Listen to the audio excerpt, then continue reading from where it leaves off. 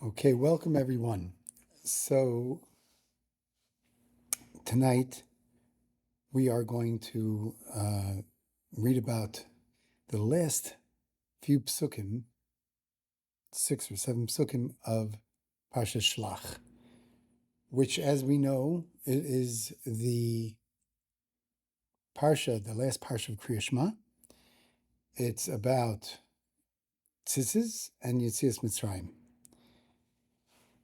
We see that it says Re'isem Oisai in the middle of this short Parsha. It says, "Isam oisei zachartem es kol mitzvos Hashem v'asisam oisam v'lo yisasru acharei lavavchem v'acharei einechem." So you should see it. See what? See the tzitzis, right? And you should remember, through seeing the tzitzis, you'll remember all the commandments of Hashem, and to do them, and you will do them. And you should not then. So that is the mitzvah saseh. That is the positive commandment. And then the negative commandment comes in and says, and you should not go after your heart and your eyes to lead you to sin. So the Chazal, our holy sages, learn in Gemara and Brachas, they teach us that what is that going on? What is that referring to? To not go after our hearts. What does that mean? It says, the Chazal are explaining to us that this means zuminos. That means that we are going after our hearts, meaning that we are going against Hashem. We are doing something that is actually like apikursus. It's totally heresy, right? And to explain it, it says, Naval, Amar Naval Belivai Ein Elokim. What does a villain, what does a evil person say? He says disparaging things. And he says there's no God. That's what he says. And then, so that's V'lo yisasru acharei lavavchem. That verse is referring to people who go against Hashem. And the second verse, V'acharei einechem, not verse, the second part of the verse, V'acharei einechem ze hirhurei lev. I'm sorry, hirhurei avera, right? That what is going after our eyes mean, right? Going after our hearts, we said already. It's going against Hashem totally. But after our eyes is thoughts of sin. Thoughts of doing, like taking something that we desire, our passion, our lust, and giving it to it.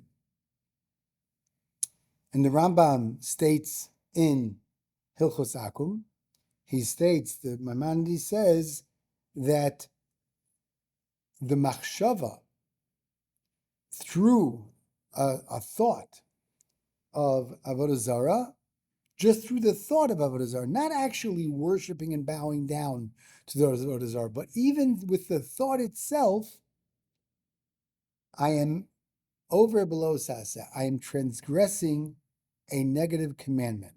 Okay, I am actually going against what it says to not go after false gods. Right? That we say that in the second parsha of Kriya Shema, we say Hishamru lachem pen yifta levavchem mesartem va'avatem Elohim va'avadtem Elohim achirim. Right? That it says that we should be careful. We should be very careful. Pen yifta levavchem, lest your heart be persuaded, and you'll go off the way, and you will. Well, how do you go off the way completely? By serving idols. Okay, so meaning, what does this mean? That we cannot go after our hearts, that our thoughts of our heart. That means we can't fall into that trap. And that's why the Torah is warning us that even a thought itself, that itself is transgressing a negative sin. So it's like we know that a positive sin, if I don't do something, right, I'm not actually doing a mitzvah that Hashem told me to do. That's a positive commandment. Hashem told me to do it. It's bad, right? If I don't put on tefillin, chas v'shalom, I don't, put tzitzis on my four-cornered garment. That's bad. But that's not doing something that Hashem told us to do.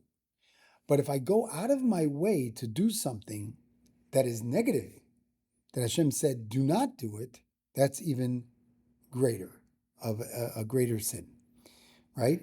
So, but here we see just from the thought itself, we're not doing anything. It's just the thought. And yet, we don't get lashes for it, for this type of, because usually in a lo saseh, if someone transgresses a lo saseh, a negative commandment, he would get lashes. He would get, that's the malchus that he would get for transgressing a negative commandment. However, with this thought, he doesn't get malchus, but it's still, and why doesn't he get malchus? Because it's not an actual, he's not doing any action, okay? It's only a thought, but he's still over a lo saseh. He still transgresses the sin. And this is very hard to understand, right? Because it's just a thought. Now, the Rambam further states, what does the Rambam Maimonides says? V'lo avodas kochavim bilvad hu she'asur la'afnos acharei b'machshava. And it's not only avodah zarah, worshiping idols, that a person is forbidden to turn after with his thoughts, because it's talking about any machshava, any type of thought that is going to cause the person to uproot something that is a mainstay of the Torah, right? Like Shabbos, like anything that is, this is part of, the actual main parts of the Torah, and it's going to go ahead, and that thought is going to lead him to uproot one of those mainstays of the Torah. So then, therefore, he's not allowed to do it, not allowed to think it, right? Because the Torah warns us that it should not even enter our hearts. Meaning, we're not talking about doing something. We're not talking about actually transgressing with our hands and feet and, mouth. We're just talking about thoughts. That's all we're talking about. And that's what the Torah is warning us. Okay. So, and where do we see this? In this Parsha of Kriya Shema, where it says, don't, go after your hearts and your eyes.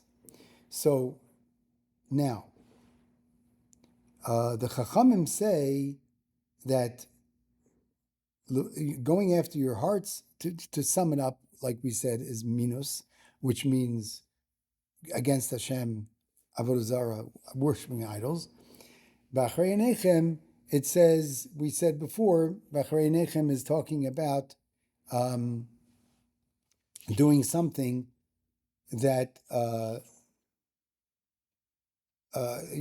thinking about Avera. And basically we said going after one's passion, right? A lust. And that's basically promiscuity. It's znus, okay? So having relations with a woman that we're not allowed to have, okay? So that is going after our eyes. Now, the fact is that the pasuk itself is not explained. The whole pasuk, we would think, if it's saying don't go after your hearts and don't go after your eyes, what is that? That's all thoughts of sin, isn't it? Right? It's not doing anything. It's thoughts of sin, right? But why don't we say it that way? We say it that only the first part where it says don't go after your hearts, that is talking about sin of the heart, meaning thoughts. And after your eyes is referring to znus. It's referring to promiscuity, right? So why is that? It should be that it's all regarding, it's all talking about, it's all referring to thoughts. So why is it not like that? Why don't we learn that way? Is because of the fact that we know that Chazal tell us that ayin ro'eh v'halev chomed, right? The eye sees and the heart desires, because what the eye saw, the heart desires it. So therefore, it's beforehand what happens. The eye is first, right? And then afterwards, because of the eye, then leiv chomed, then the heart actually desires it. So, according to this, what is first? The ayin, the eye, right? Not the heart. But the Torah says in this Parsha, it says, after your hearts first, and then it says after your eyes. So because it's going out of order, it's coming to teach us something. Because the normal order is we see something with our eyes and we want it, and therefore we go after it. So then therefore that would mean everything is all in our thoughts until we actually do something. However, because it takes it out of order, right? So then therefore we know that the hearts, the Chazal teach us that what does the heart mean? The heart means actual avodah zarah, worshiping idols, and the eyes is referring to, after the eyes is referring to promiscuity. So, but there's still a problem, because we know that when a person has a good thought, Hashem considers it as if he actually did it. For instance, I'm walking in the street, I see an older man that is struggling with his bags that he's holding, just came from the market, and he's struggling with his bags. And I go and run to help him. But before I reach him, somebody else, you went ahead and you beat me to it. But my thought was to actually do it, even if I didn't start running. My thought was to actually do it. And because my thought was as such, Hashem is considered as if I actually did it. Okay? Because I wanted to do it, I tried to do it, even taking one step, or even if I didn't, if I just thought about it, it's still considered as if I did it. However, the opposite is not true. It says, Machshava ra eina kadosh baruch hu mitzaref l'maisa. Right? A bad thought, Hashem doesn't consider it as if he did it. He doesn't consider it that way. So therefore, why, according to these thoughts that we're talking about, Hashem is considering it that it's actually, I'm doing a lo saseh. I am actually committing a crime, which Hashem tells me not to do. I didn't do anything, right? It should be the same as when it says that a bad thought, HaKadosh Baruch Hu doesn't consider it l'maisa. It doesn't consider it according to, as if he actually did it. So in the Likutei Torah, it says of the Likutei Torah of Rav Chaim Vital, Zecher Tzaddik Livracha, it says that there is 4 parts to every sin. It's not just one part, 2 parts, there's 4 parts. What are the 4 parts? Machsheves hamoach, hirhur alev, dibur u'maaseh. The first part is the thought in our brain. The second part is the bad thoughts that are in our heart. And the third part is speech, and the final part is actually doing it. Now, it seems that the first 2 are actually very similar. Thoughts of our brain and thoughts of our heart. What's the difference? But we see from this that there's two parts to thought. Okay? There is a thought that just happens. It just comes through our brain like a fleeting thought, right? And then there's a thought that's deepened into our heart. So how does this work? Like if I have a thought of something scary, something that I'm thinking all of a sudden, and this happens to people, that they love someone very much, but they're thinking that, oh, what if God forbid, they fall down the stairs, they hurt themselves. It just comes in, and right away they either say chas v'sholom in their minds. I do it, say chas v'sholom in my mind, or with speech, but I just, totally stop the thought and I go on with other thoughts to fill that, right? But what about someone who has a thought of, something smells very good, and he's thinking about he knows that he's not allowed to have grilled cheese now, right? Because he just had meat, right? But he has this thought that, oh my gosh, I really, so I'm going to go out of my way and start thinking about it. Oh, I wish I could have that now. And, so I'm not, right away, if someone thinks about, eating pig or eating lobster, right? Oh, not just people that were brought up. I mean, honestly, I'm doing it wrong, because thinking about a lobster or a crab, I'm supposed to say it's delicious, it's wonderful, but I can't do it because Hashem said no.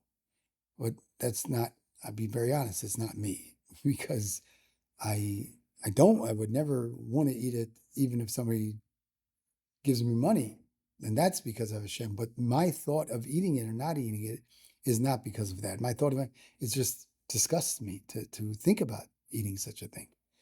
Okay, but I have to work on it to make it, even without somebody putting a gun to my head or forcing me with money, I shouldn't want to do it. Okay, so by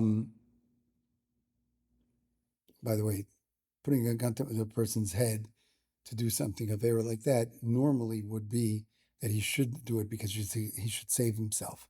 However, if it's in front of numerous Jews, then he would have to let his life be taken, because then it's being mezalzel on the Torah. It's cheapening Torah. So,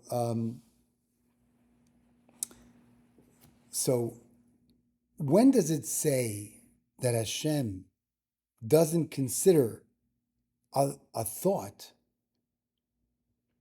as actually being a bad thought, as actually doing something? It's when it says machshava. Machshava is a thought in the brain. Hirhor halev, it doesn't say that. Hashem doesn't say that about hirhor halev. He says it only about machshavas hamoach. Machshavas hamoach is only in the brain, a fleeting thought. He puts it out of his mind. But if he deepens it and thinks about it more until it gets into his heart, that's the problem. And that's the difference. That it's not contradicting that Hashem doesn't consider it a bad thought as an action, because he doesn't. But once he goes ahead and takes that fleeting thought and makes it deep into his heart, that's the problem. But there's still another question the Nesivos Shalom teaches. The question would be, is that how could the Torah warn us with a negative commandment, lo saseh, of lo sasuru, don't go after? The hirhor avera, this is not something that we could control, right? We always have hirhorim. It's always going to be there, right? And Hashem doesn't do something that we can't handle. He doesn't give us a test that we can't handle. So So therefore, how do we explain this? How is it possible? If that's the case, Hashem shouldn't be doing it to us because He doesn't give us things that we can't handle, right? However, the Rambam explains later on. He says in a different place. He says, "Ein lecha davar b'chol Torah kula." There's not one thing in the whole Torah. Shehu kasher l'rov am lifrosh elam min harayos. What is the hardest thing for a person to stop themselves from? It's from arayas, from actual doing things, being with a woman that we're not allowed to be with. That is something that a person, it's extremely hard for most of the nation, most of Klal Yisrael, to separate themselves from it and not fall into that trap. Right? That's why it was so great of Yosef when what happened with Yosef, how many times she was trying and she was seducing him and it didn't work. That's why he was supernatural strength that he did. But most of us wouldn't be able to withstand it. Now, the Chacham teach us, so what do? What is it that we can do not to fall into the trap? And the Chacham teach that what we need to do when we have this desire, this passion, right? The advice is that we should change our thoughts. How do we change our thoughts? It's just like, I forgot who gave this example. It's a simple example. You take a cup, right? If you fill it with dirt, and it's full of dirt and dirty water and dirty this and clean stuff, can't fill it, can't get in there because it's going to just overfill. But if you fill it with clean stuff, right, clean, sparkling water, then dirt can come in, right? Obviously, we can put dirt in, but it's going to be mostly clean. With our thoughts, it works even better. If we are totally involved in something good, in something worthwhile, then automatically, right, we can't have anything else because we're constantly thinking about, when we're thinking about one thing, we can't think about something else unless we stop thinking about that one thing, and then we can think about something else. But if we're filling our minds for what we're doing in a proper way, right, then there's no way that something bad can win over. So even the promiscuity that would be so difficult for us, right? The only way that a person can fall into that trap is when his heart is open and he doesn't have wisdom in it. He doesn't have the Torah in it. The Torah is the special potion that Hashem gave us to be able to prevent us from sin, right? So therefore, through the Torah, we are saved from this, right? Because it shoos away all types of bad thoughts, right? And it says in the Chazal tell us in Avos Derinasan, Kol Nasin Torah Alibo Mevatim Mimenu Kol Hariyah Rebera. And anybody who puts Torah thoughts in his mind, in his heart, right? So then, therefore, all hirhurim, all bad thoughts with his heart, that would be taken away from him. It's nullified. So that's what Hashem gives us, and there's a Chazal to teach us that's why Hashem gave us the Torah, not only to have as a way that we can earn, it's instructing us our livelihood, instructing us for everything in our life, including livelihood and everything, but it's also, we're getting schar for it, reward, but it also has an extra benefit that this helps us to not have to be totally that the bad thoughts will be nullified. Now,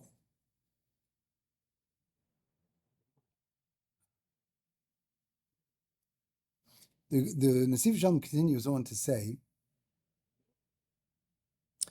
that the power of the Torah is that he's actually investing his whole heart, his mind, everything in the Torah, and then he's able to have this merit of having his bad thoughts be totally whisked away from him. Okay, nullified. Now, so what did we learn here? We learned that the Isur, the Losase, right, the forbidden, that we are forbidden to be thinking, and we are going to get as if we, not as if, we are actually having a negative commandment by thinking these bad thoughts and deepening it in it, not just a fleeting thought, but actually thinking it in our heart. So it has to go the other way too, that I can't go ahead and just, okay, I'm going to think about Torah real, but I'm not really, delving into the Torah and putting it in my heart. If I'm not doing it the proper way, then it's not going to work. I have to really get it in there and really work on it and really, exercise my brain with the Torah and then in my heart, and then the bad thoughts will be nullified. Now, he brings down to something to be able to explain this to us in a more, I think it's much more a practical way. He says that we know in the beginning of Shulchan Aruch, what does it say? In the beginning of Shulchan Aruch, it says, the Ramah says, Kishiyasim ha'adam alibo kishamelech gadol hakadosh baruch hu asher malei kol ha'aretz kavod de'omer alav roy b'masav, right?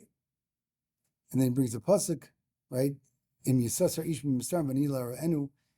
So it says when a person puts in his heart, he really pays attention to the fact that the great king, the king of all kings, Hashem, that his whole his honor and glory is filled. The whole land is filled with it, with his honor and glory, and he knows and he understands that this great king is actually watching his every deed, like it says in the pasuk in Yisasar Ish Ben Mistarim. If somebody hides, right, and he's totally hidden, and he's doing something behind closed doors, and it says Hashem says, and I won't see him. Of course he will, right? So when a person thinks about this, the Ramah tells us, Miyad yagia elav hayira. Immediately, the fear, the awe of Hashem will come upon him, and he'll stop doing the Aveira. He won't do the sin. So the obvious question is, a lot of people know this.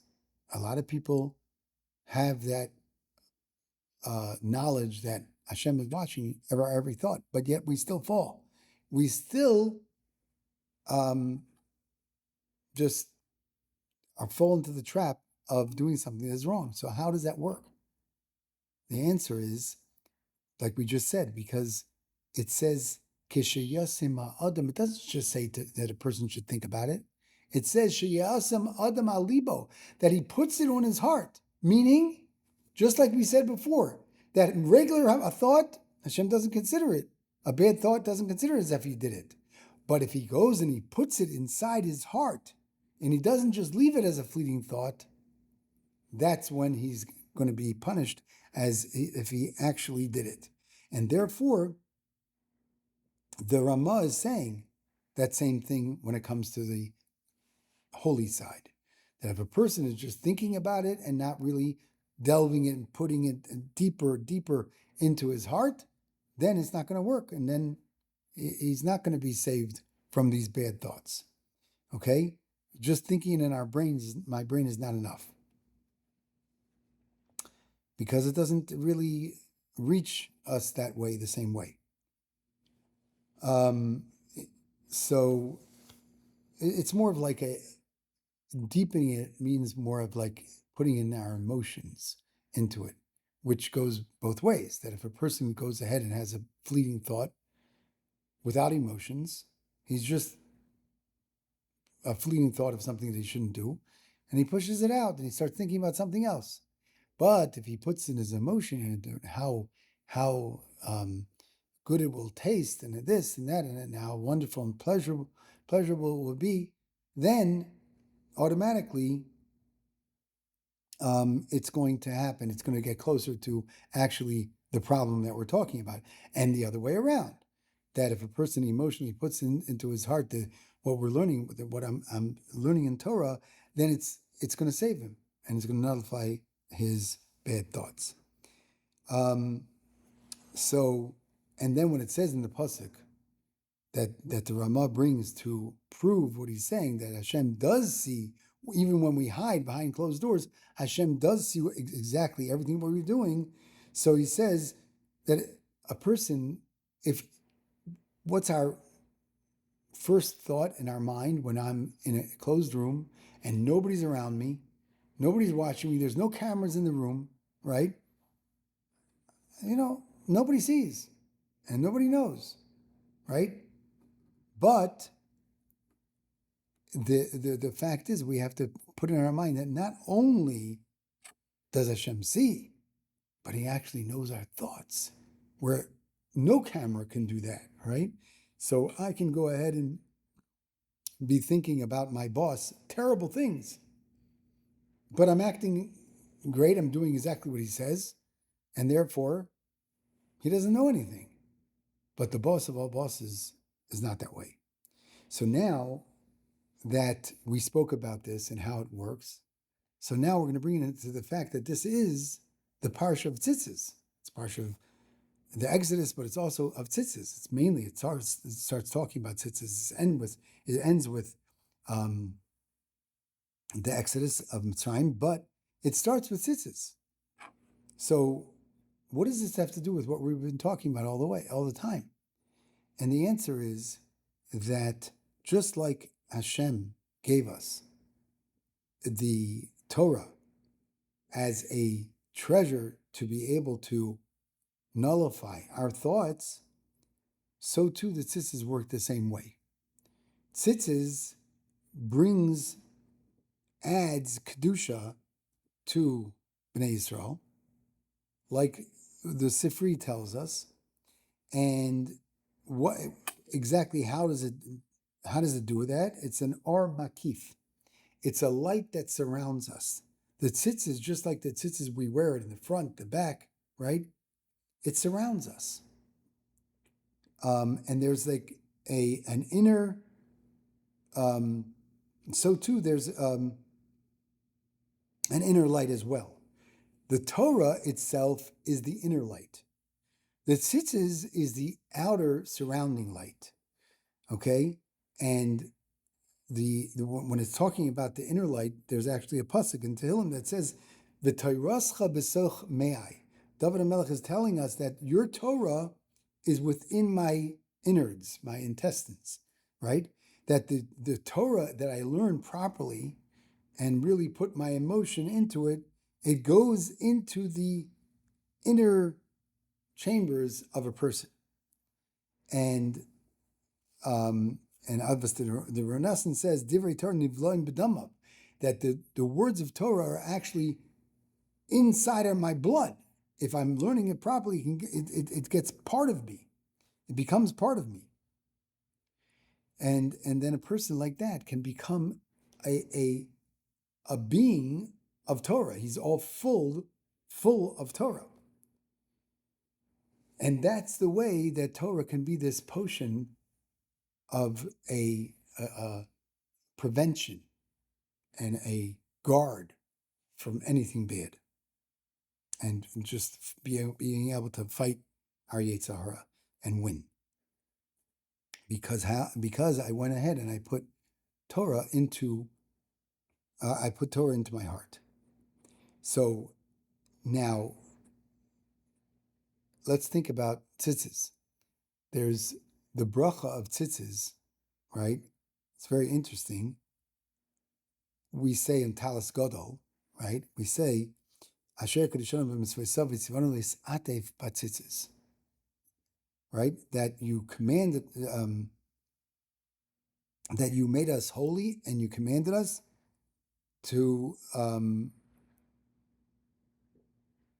you made us holy with your, you made us holy with your commandments, right? As we're saying it in third person. Hashem made us holy with his commandments, and he commanded us to, it should be, to wear tzitzis on our garments. But it doesn't say that.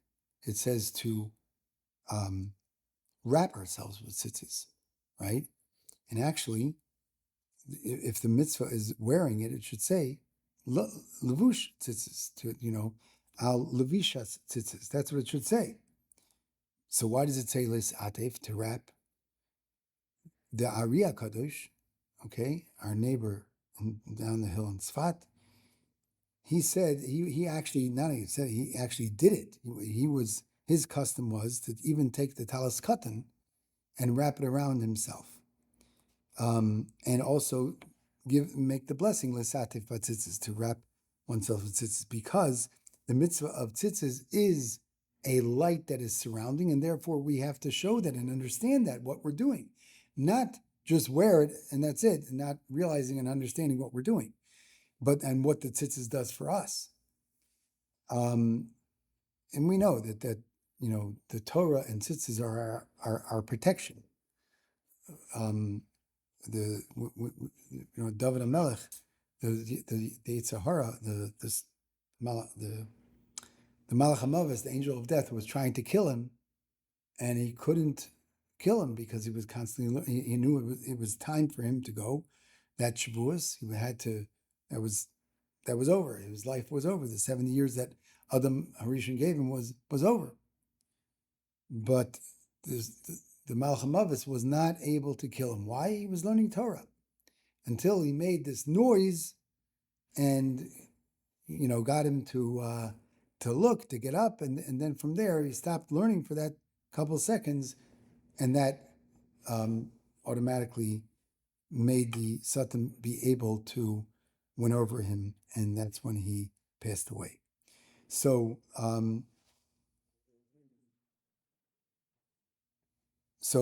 we see that tzitzis and Torah actually sanctify our body, our limbs, our sinews, right? And that's how we know that, Chazal tell us, kol makayim mitzvahs tzitzis ki ilu kiyim kol ha-mitzvahs, right? As anybody who fulfills the mitzvah tzitzis properly, it's as if he fulfilled all the mitzvahs, right?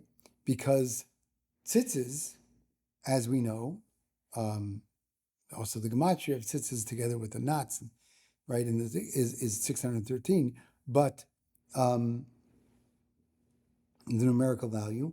But the mitzvah of tzitzis actually surrounds us with holiness in all our limbs and sinews, and the Torah. So the Torah, like we said, the Torah is our pnimi, the inner light, and the mitzvah tzitzis is the surrounding light, right? Because tzitzis actually brings kedusha to us. That's why really we don't have garments like what they used to. We don't have garments that had four corners that we have to put tzitzis on. We buy tzitzis which has four corners with tzitzis on it because we want to fulfill the mitzvah. We want to get protection. Okay.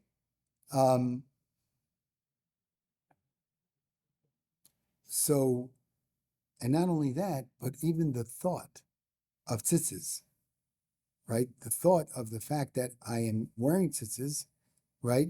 It sanctifies. It sanctifies me, and like we say in the L'Shem Yichud, the small prayer that we say before putting on a talis, it says, "Kentis atef nishmasi Tinatzel nafshi ruchi v'nishmasi, right?